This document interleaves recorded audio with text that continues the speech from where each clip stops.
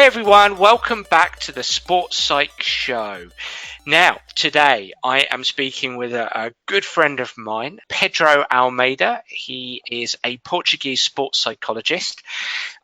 He happens to be a sports psychologist for Benfica Football Team, Portugal's #1 football team, or so I'm sure he'd say so. But Pedro, welcome to the Sports Psych Show. Thanks, Dan. Thank you so much for coming on. It's great to have you on. Now, what would be fantastic to start with here, Pedro, is if you introduce yourself to the Sports Psych Show audience. Give us a brief background and how you got into sports psychology and what you've been doing the last few years. Okay. So, thanks for the invitation to be here. Sorry for my English if sometimes it's not so good, but I will try to do my best. It's better than my Portuguese, mate. I'm now 52 years old guy that began to work in the psychology field with 24, so many time ago, almost something like 30 years, more or less 30 years. So from these 30 years, 25 in Benfica. I began in Benfica in 1994 as a sports psychologist, and I went there because I need in the beginning in 1993, I think, to collect some data for my master thesis in sports psychology, and it was the beginning of all this. And I collect data. I did my thesis, and then after a while, I present a project to be there, and I begin to work there in November 1994. So this November will be exactly 25 years. Oh, wow. But this was the 25th season as sports psychologist in Benfica. My back is I'm a psychologist, and after the master also I did it in sports psychology, and then I did a PhD in psychology in Madrid.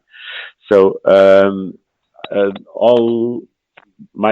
during all these years in Benfica, I have been already in professional teams several times, and then in youth department the rest of the year. So from 94 to 2001, youth department and alone, only me.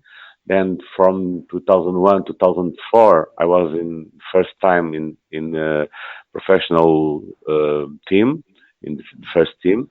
And then I got another colleagues. We begin to be two psychologists in the club. Then 2004, 2006, youth department again, and we still two. Then 2006, 2009 again, professional first team. So that was, and we were three guys there by that time.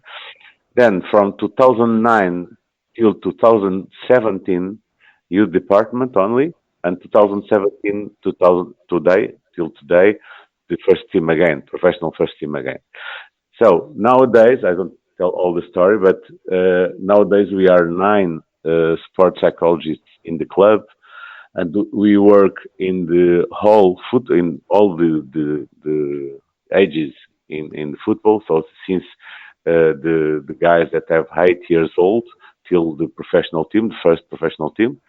And this is in the football. Then in the other sports, because Benfica has a lot of other sports, collective and individual sports, we are in all the other ones, but only in the first and professional teams, or in the professionals that are in the individual sports. So we are split in 3 places in the city and around the city. Football is in a camp. How do you call it? The camp, no? It's like this, I think. Yep. Yeah. That is outside Lisbon, and that's our city of football is where we work. And then in football, there we are 5, and the rest of the sports got the other 4. So it's like this.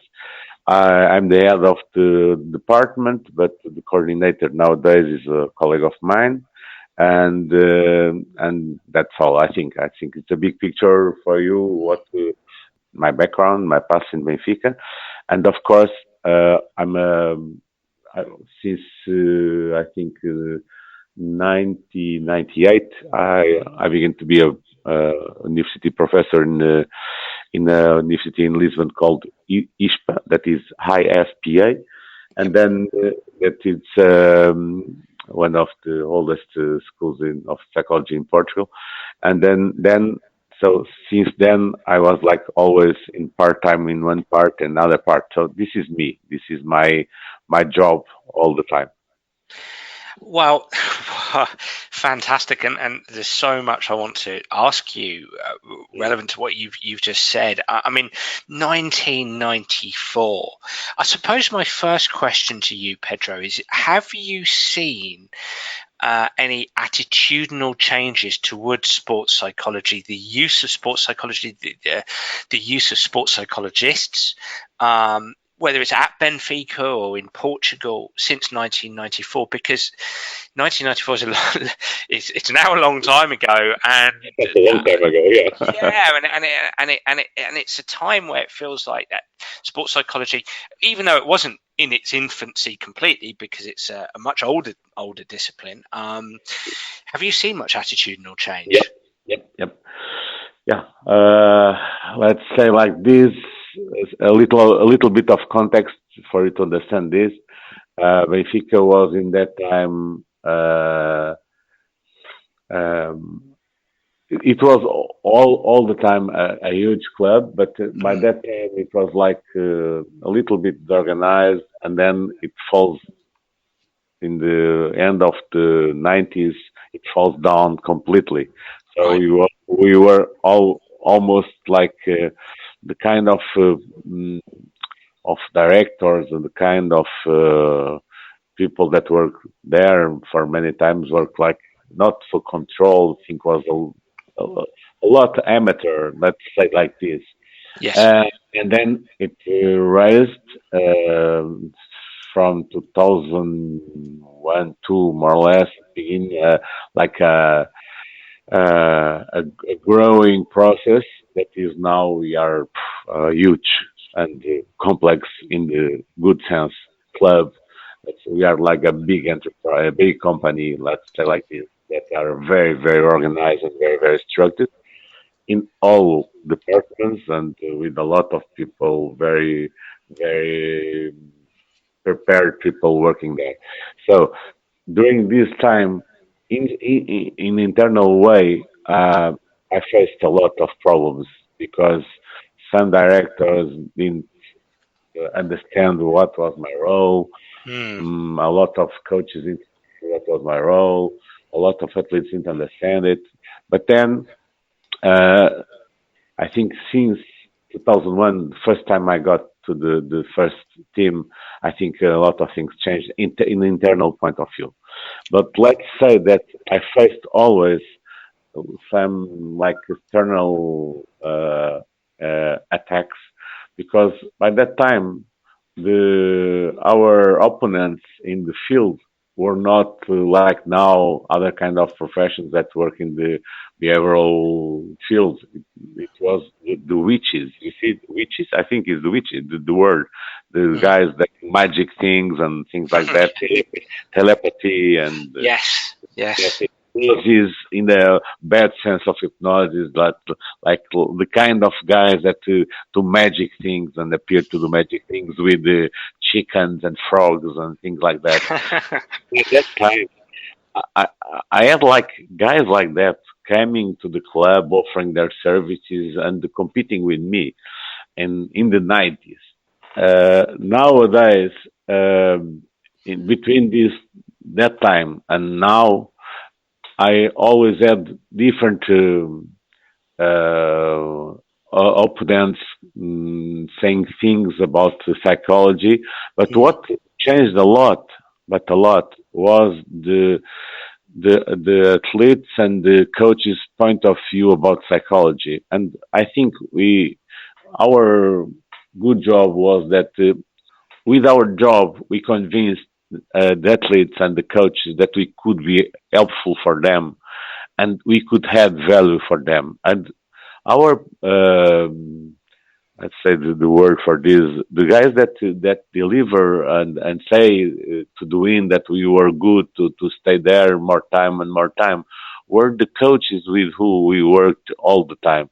And the good thing is was that a lot of coaches stayed a lot of time in the club. So they were our sponsors, let's say like this, to be there season after season, season after season, and then the athletes and the players and the coaches were, let's say, our good sponsors to stay there. We still had during a lot of years some problems with different directors that came that had different perspectives about psychology, but in the end, I also begin to understand the organization and and let's say my background is organizational psychology, so I do understand a little bit of organizational behavior, and I try to put myself in correct positions to try to manage decisions, and I think it was a good way to do it. I since I think 2008 9 I'm in a little board that can also take some decisions in the club, not in the big decisions, but in the youth department, for instance, I I try to understand how the organization move, and I try to put the psychology in the place that could be part of the decisions, and that I think it was a good way to maintain psychology during all these years in the club. I don't know if it was clear for you what I was saying. Oh, 100% clear, and there's a number of things to reflect upon what you've just said. I mean, it's funny that you mentioned back in the late '90s that you had some challenges in terms of various. You used the term witch doctors and sort of whether you call them motivational gurus or whatever they might be, who come into the club and promise things that they just can't deliver on.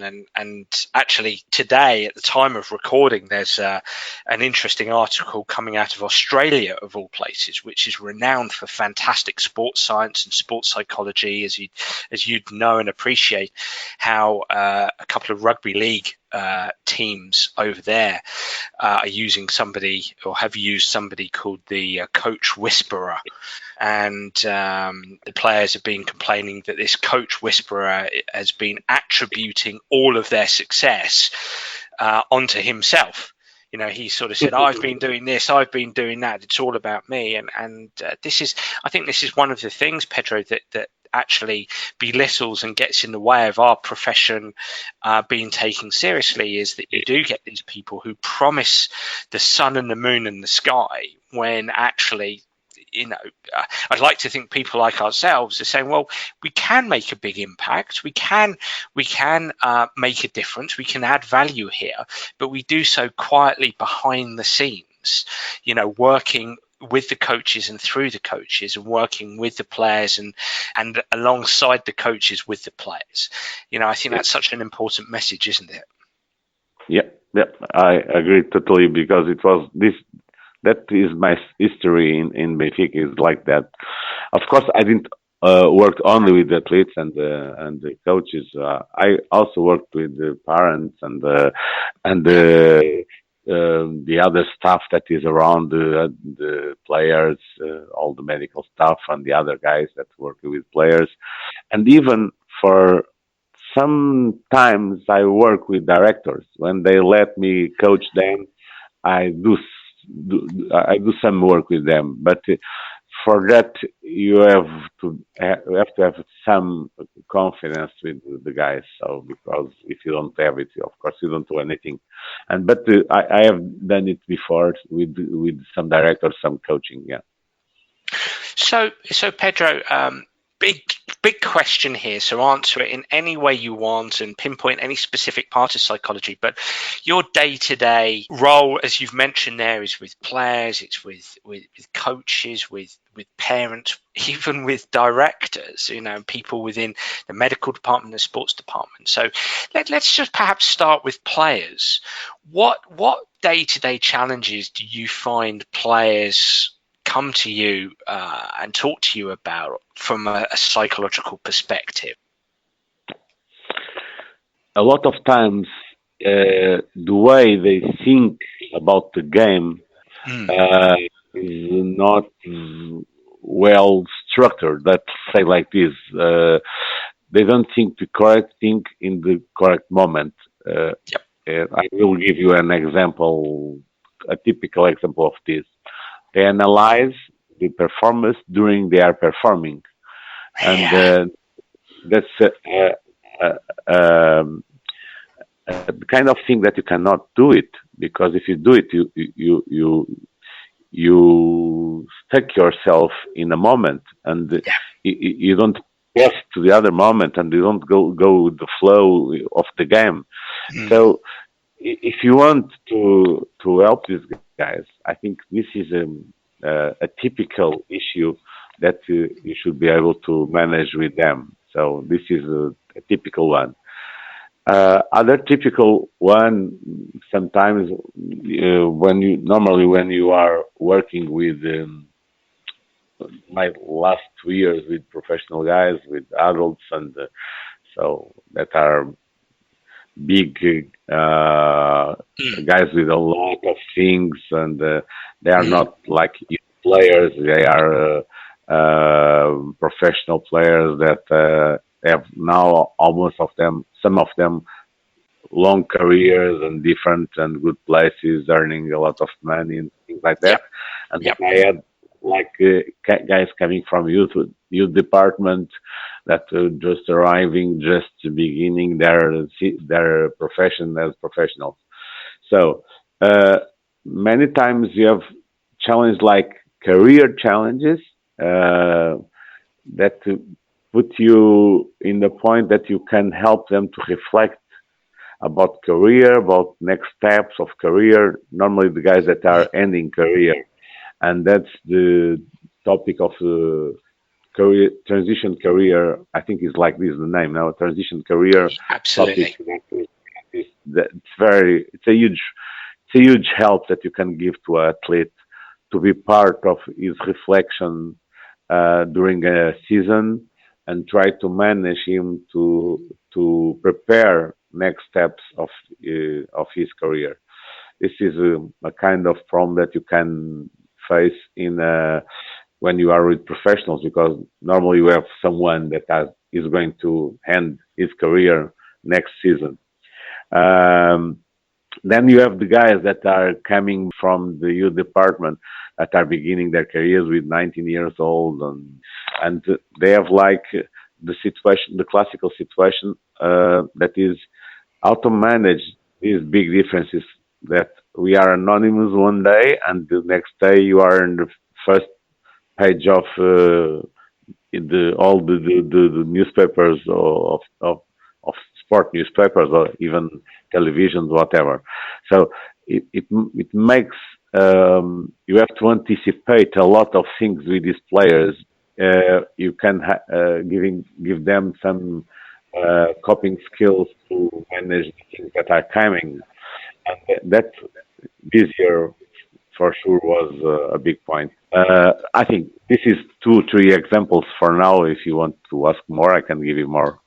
No, yeah, let's dwell on some of those. It's absolutely fantastic, Pedro, because I'm going to make a comment and I'd love to get your thoughts on what I've just said, because the last thing you said there was about 18, 19, 20-year-old young footballers, soccer players, who are clearly, at Benfica, they're going to be amazingly good.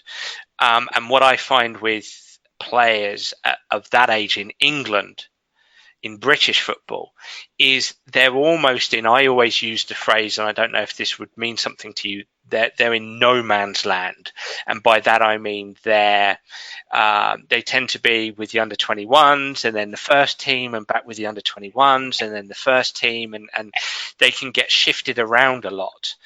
And I mean, things might be different at Benfica from an environmental perspective, but certainly at football clubs in England, that tends to be the case. And so it tends to be very stressful for players at that age.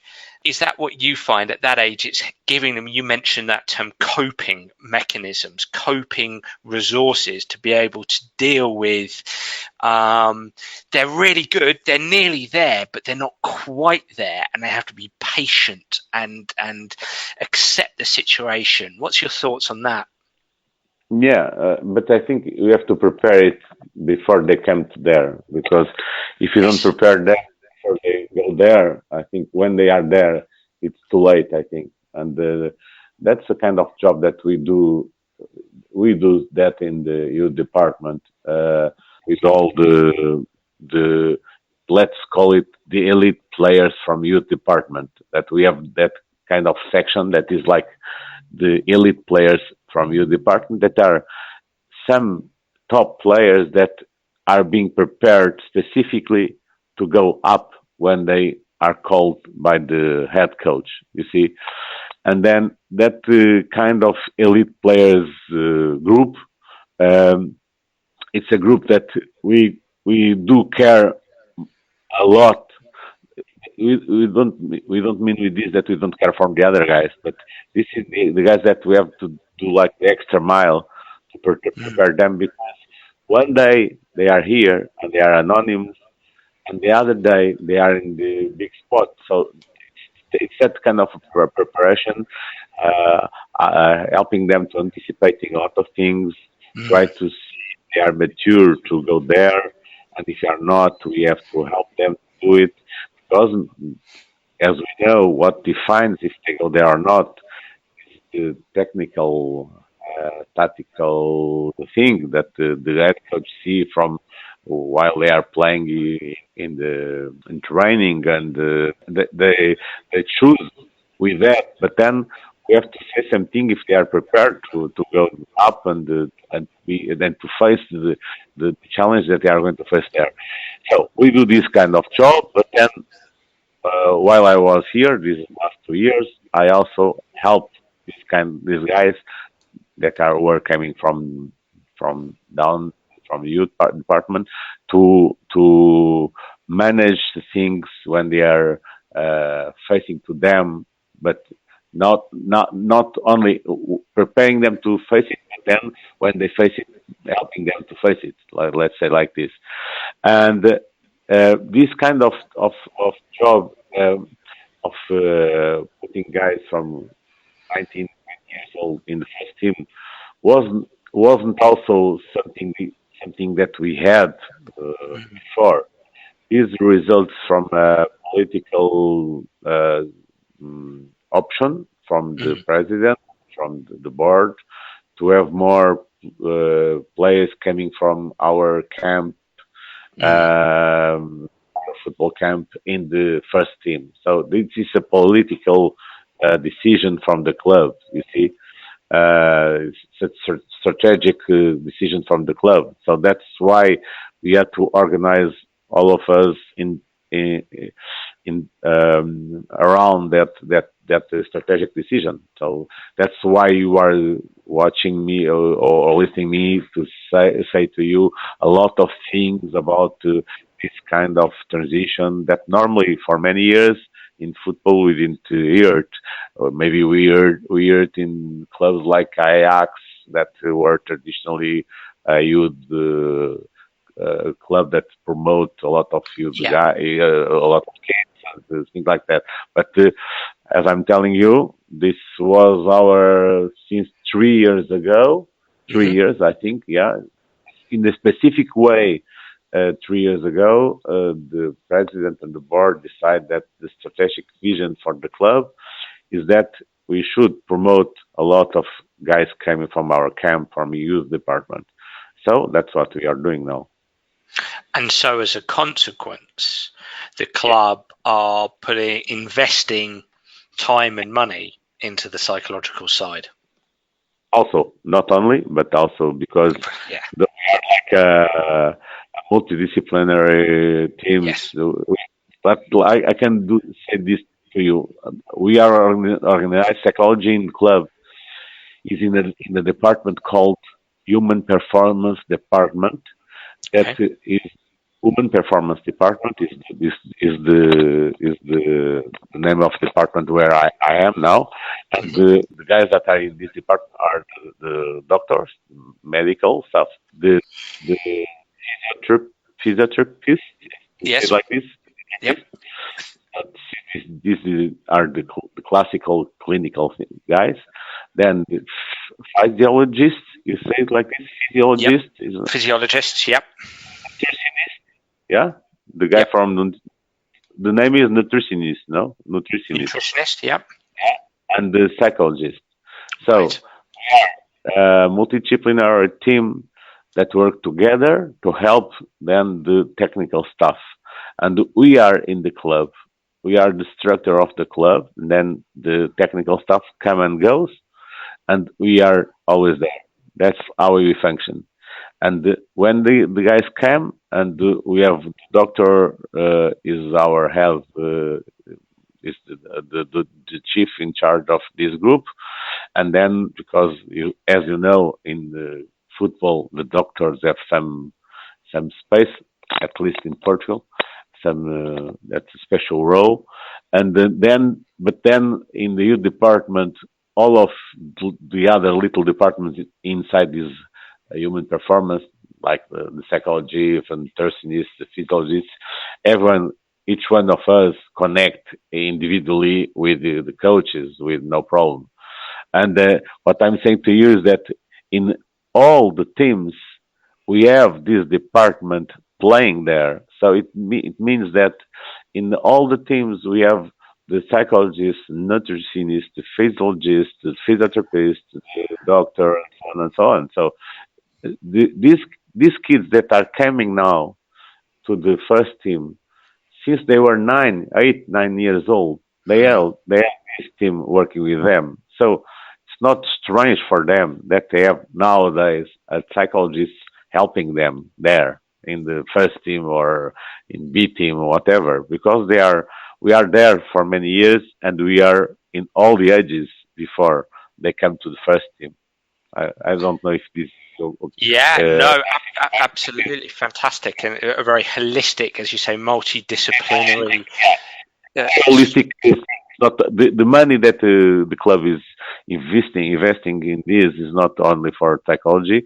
It's like the idea of okay, what it's the sport science that can help uh, has to develop and add value to promote these talents. What we have here, and okay, this decision was take many years before, not last 3 years, many years before, because this department with this name or other name we exist for a lot of years. I think more or less like 10 years, something like that, 8, 10 years, and we many of us, we are the same guys, many, not all. And the other good point that we are stable, not too many changes, and Yes. makes that it comes that we know a lot of each other, and we know each other very well. So the kind of work flows better, you see, between us to help the guys, to help the kids, to help the coaches, and even I have worked inside this group that we have to care for the other guys that are caring. So what's the name for this is taking care of the caring guys. I don't know the name for this, but something like this.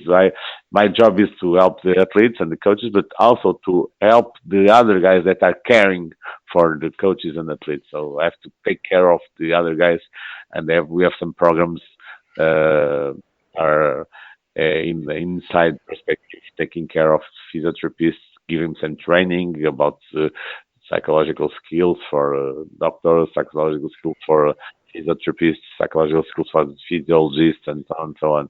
So we have some work that are also inside, not only for the athletes and the coaches, but also to taking care of the other part of the team.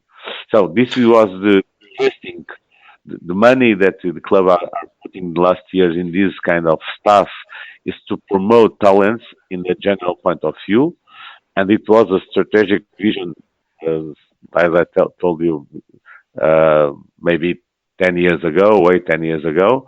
But that the end part was okay, but we are promoting kids, but they are not getting there, and we have to put there in first team. That's very important, and so on and so on. And then 3 years ago, more or less, the president decided that okay, now it's time to put the kids up, and that's how it comes. A lot of new kids here in the first team. And talking about that first team, so I just want to return back to something you said about, what does psychology consist of, and you mentioned players analysing their performance during their performance, which I think is a fantastic thing to say. Analysing performance during performance, much to the detriment of their game. And what I think is interesting is Benfica, like all top clubs in Europe, will have a whole host of nations represented. So obviously the majority of your players are from Portugal, but you've got several Argentinian players. You've got a strong representation from Brazil. Your captain Jardel is Brazilian, Gabriel, Jonas. You've got a Greek player, a German player. So you've got a strong international representation. If I may ask, what's the general attitude from first team players towards psychology, sports psychologists who haven't come through the academy, who are Portuguese, who aren't Portuguese? What's the general attitude towards psychology and sports psychologists? Let's say like this, as in all teams I have been working with before, there are always athletes that love to work with psychologists. Mm-hmm. There are always athletes that don't give, I cannot say the word in a program, in a broadcast. Yes, they don't care. They don't care about, don't care. And the other ones that are in the middle, let's say like this, in the general way. And I think this first topic doesn't come with nationality; it comes with themselves. Point. Yes. Okay. Second point, I can assure to you that the American continent guys, in the global sense of view, that's normal for them to work with psychologists. Mm-hmm. The guys from South America or North America or Central America, but more normally South and North America, it's normal for them that work with psychologists because they have been working with them since they were kids in the youth departments in their clubs in Argentina, in Brazil, in the United States, and things like that. So it means that the athletes coming from that side of the world, normally it's normal for them. If they want or not, it depends from themselves, not because they didn't know the role. Then I think in the general point of view, the African players normally they didn't work before if they coming from Africa, directly from Africa, but they are open to the help that we can give to them. It's very interesting because they are very grateful. I think it's the word grateful. Mm-hmm. They thank a lot that you are helping them, and it's a very rewarding for you when you are helping. All my experiences with African athletes is very nice because they love that we help them. That's my experience. Maybe it's not the general point of view for African players, but it's always my experience. Then I think uh, in the central and the eastern countries from Europe, I think it's a little bit different. Let's say like this. In eastern countries, maybe they already work with them, but many times with not so good experiences or different, very different experiences. They even are different kind of, let's say like this, the distant countries that I have met. Normally, the guys are more close. I think Yep. is the word close, Yep. a little bit close, and it's a little more difficult to go inside.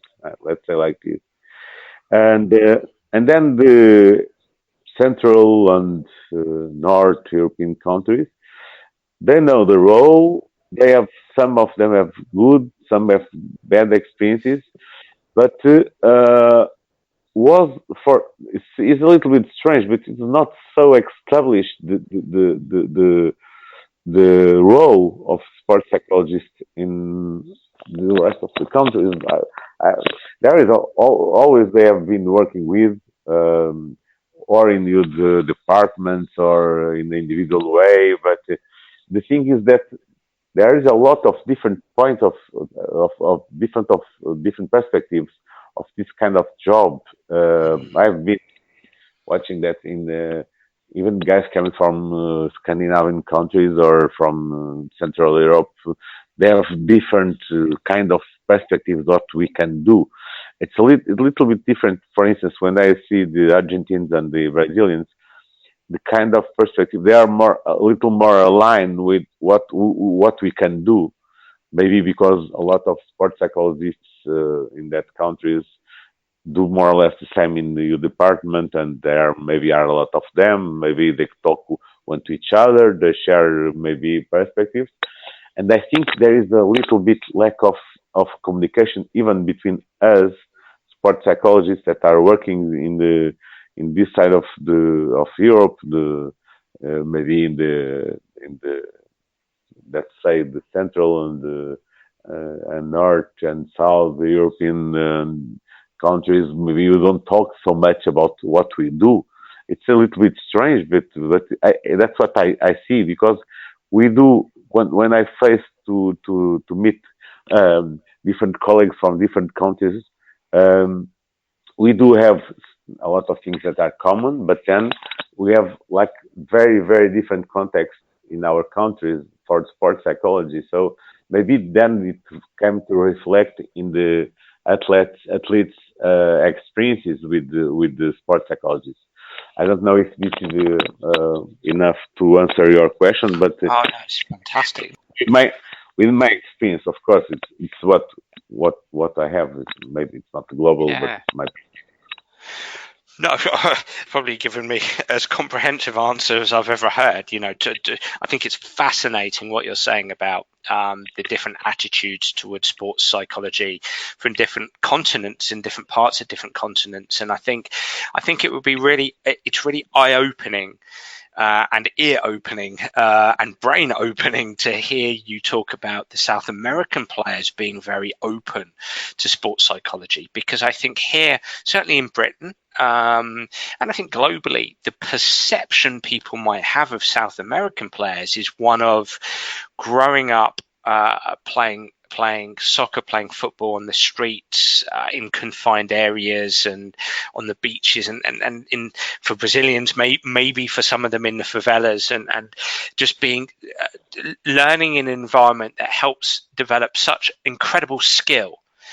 And I think the perception tends to be, Pedro, that these players have such skill that it doesn't really matter how they think or what they're focusing on. They're just so immeasurably skillful.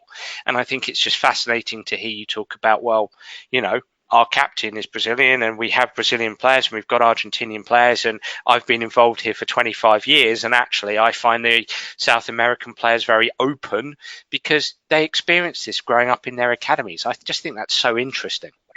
And that's very clear that almost I don't remember one Argentine player or one Brazilian player that didn't have before coming to the club an experience with a sports psychologist in their backing clubs in their country.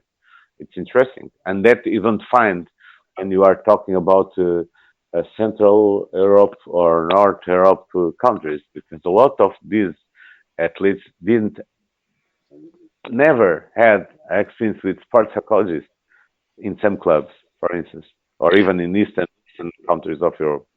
Yeah, absolutely. Now, I've got two more topics that I think would be really interesting to talk before we close things today. And I think the first one, and on a similar vein from a sort of a nationality point of view, in Portugal. I would construe Portugal as quite a religious country, and obviously we've talked about Brazil and Argentina, and I would see those as quite religious countries. So, what, if I may ask you, what's your experience of the relationship between religion and sports psychology, and do you find that some players will utilize religion as a form of sports psychology? First, Portugal is a secular country, Okay. not a. There we go. There's my knowledge of international religion straight out the window. We, I think you know that, but we are maybe the most British country that are not British. Okay. Maybe we we have a lot of connections in the past with your country, and I Mm, think it's the oldest alliance in Europe, or it was and is between Portugal and the United Kingdom. So it's mm, very interesting in the history perspective, because we do have a lot of things that are common. We are the same hour, the same. We have the meals and the same kind of the way that we organize our society. I think in a lot of point of views are more common between us, your country and mine, than even with Portugal, for instance, and Spain, that are wow. completely different in this kind of organizing, the way the society organizes them itself in the hills and let's say the way that we are more we try we are more controlled kind uh, in the emotional way. We are more controlled normally than, for instance, the Italians of Spanish, that are more open, extroverted, and we are more like in the midway. And so you see, we are a lot more British than South country in that perspective, maybe. So it's Interesting. only to some things that maybe it's funny for your audience, that have a lot of points in common with Britain. So we are a secular country, and we do have a lot of religious perspectives here, but mostly we are Catholics. Mm, But then the state has nothing to do with that. The society organizes itself out from that system, etc., etc. Then when we are in the football, we don't have this.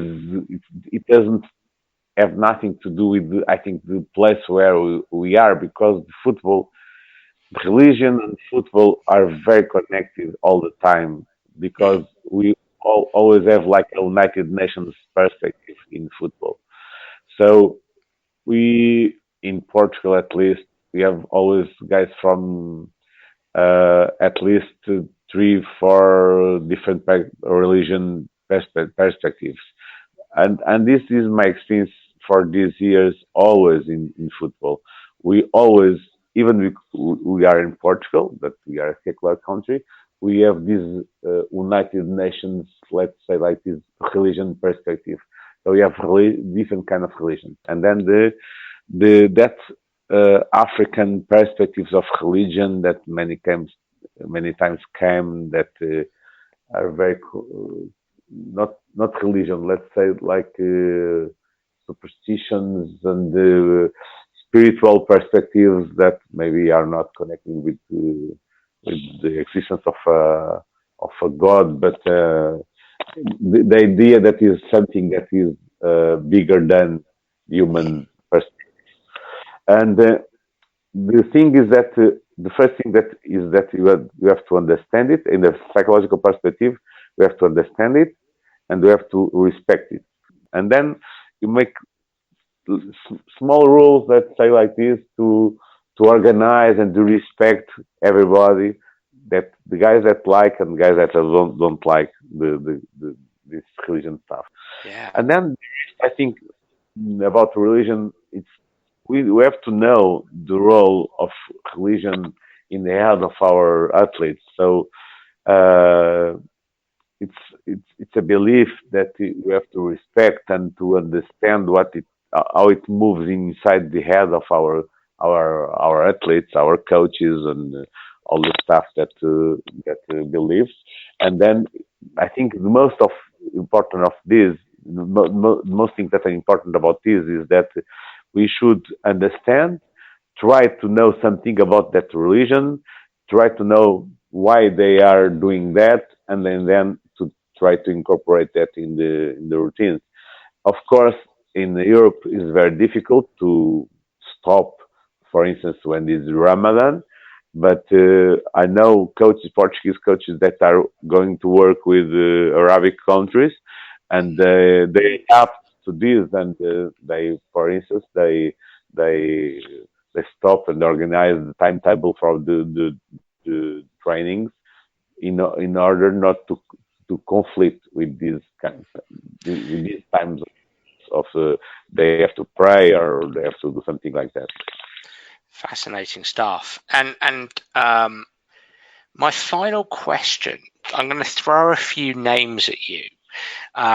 Nuno Espirito Santo from Wolverhampton Wolves. Marco Silva, Everton, currently at Everton. Carlos Queiroz, obviously. I'm going to include Jose Mourinho in this, even though he's had a challenging couple of years. Just giving you some names of Portuguese managers. I'm sure there's countless others. How comes, Pedro, what's your theory as to why Portuguese make such good, successful managers? What's the secret? It's nice because yesterday I was in a summer meeting here in Lisbon. I normally do the psychology class of Portuguese Federation of Football for last almost 10 years. I give the classes of psychology to that coaches. Nuno and Marco are my let's say like this in a very egocentric way of saying it, were my students in that classes, and to be it came like a coincidence. But yesterday I was in that meeting with these two, Marco and Nuno, here in Lisbon in their meeting of coaches meeting here in Portugal, and it's a funny thing. And then even I can share with you that I was presenting a small study that I did, small research that I did with Portuguese coaches that are abroad, that were my students there in that classes, and I sent to them a questionnaire and so on, and they answered me a lot of things about this. And it's clear for me that the cultural intelligence that is a psychological factor, as you know, that's our ability to grow and adapt to other cultures, and that's a kind of topic that I think we have developed in a natural way as Portuguese. We were in the past like that, and we are always have been emigrant. We have had an immigrant perspective, so we go abroad and we adapt to the places where we go. That's a typical point of view of our nationality. It doesn't mean that we don't like the way we are, but we do see how people are there and try to adapt.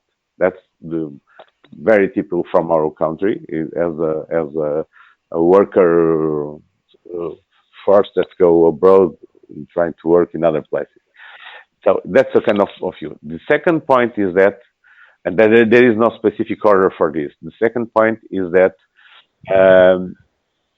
I think the technical preparation of our coaches nowadays is very good, and I'm not talking because I'm Portuguese. Is to be honest, I've been working with a lot of different coaches from different countries. We have our coaches have a holistic preparation in technical, tactical, physical, psychological, clinical, nutrition. They have a lot of in their courses. They touch a very wide different topics, and then I think they have developed in the way of playing, like and of training a lot of stuff. And then that's a technical point of view I cannot explain very well, but I see differences in the way they play and the way they train and they organize training sessions and organize all the stuff. For instance, I can tell you 1, 2, 3 things. First, they invest a lot in analyzing the opponent and analyzing their own teams with the video analysis and all statistics, all analytic things. They do a lot of work that are backstage work. And I think they are strong many times in the leadership perspective because they prepare themselves for that for many years, and because even though we are a small country, there is a lot of competition.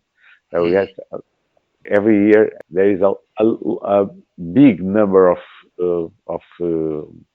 people to try to be coach.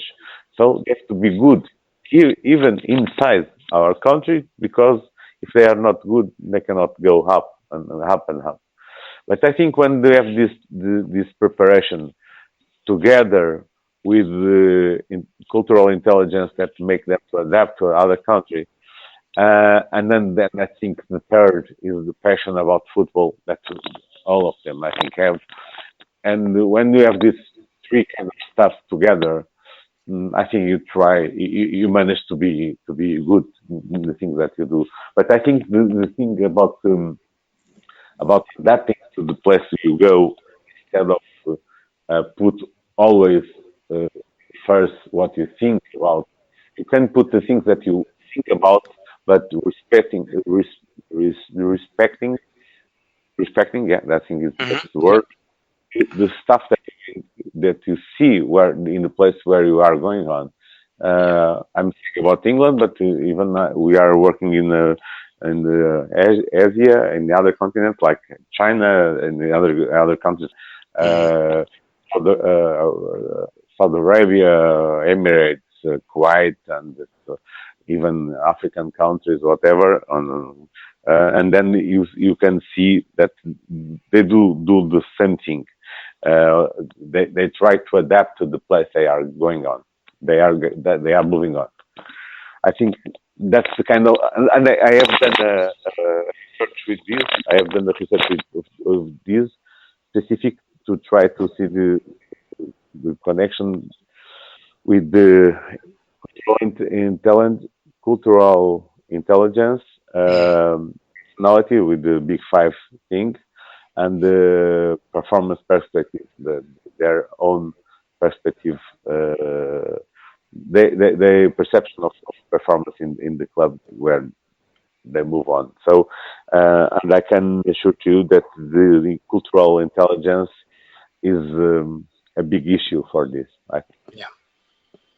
Yeah, no, I think that's fascinating. I think what I hear you say is that combination of education, openness to education and self-improvement, and the cultural piece, wherever you're going to coach, adapting to the cultural norms.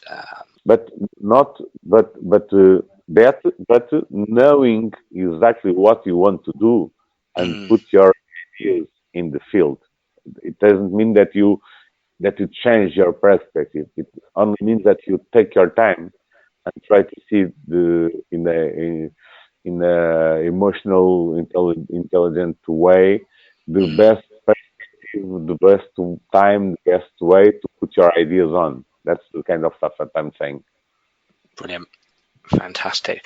Well, Pedro, that's an hour and that's just flown by. Look, thank you so much for coming on the Sports Psych Show and sharing your thoughts. I know Benfica have just won the Portuguese Championship. I saw a fantastic picture of you holding aloft the trophy. So a rich reward for all the hard work you've put in over the years and continue to put in. I know that listeners are probably going to have a wealth of questions for you. So if permissible, is there a way to follow you on social media at all? Do you use Twitter? How can people follow what you're doing and perhaps get in touch? I think the best nowadays for me is Instagram. You can do it in Instagram or in Facebook, and the way to do it is, I think Facebook it's only possible nowadays with putting the following thing, not to add as friend because it's full, but to Instagram you can do it, and it's Pedro space L space Almeida, and I think you have it, so maybe you put it correct in the better way than I'm putting. Okay, Pedro L Almeida. Brilliant, perfect. Well, I know that given your work with Benfica, and I just think that's absolutely fantastic. So I'm sure you'll get some keen followers there. Well, look, Pedro, thank you so much for coming on the show. I'm really grateful for your time. Thank you very much. When you want more, I can share what you want. Thank you. That'll be brilliant. Well, look, everyone, I really enjoyed that podcast. And I'd love to hear what you think. Please do get in touch via Twitter or Facebook or through my website, danabrahams.com, to tell me exactly what you think of the Sports Psych Show. If you've got any suggestions, I'd be delighted to hear them, whether that's different formats or different types of guests. Please do let me know. Well, I'm really looking forward to next week's episode. Bye for now.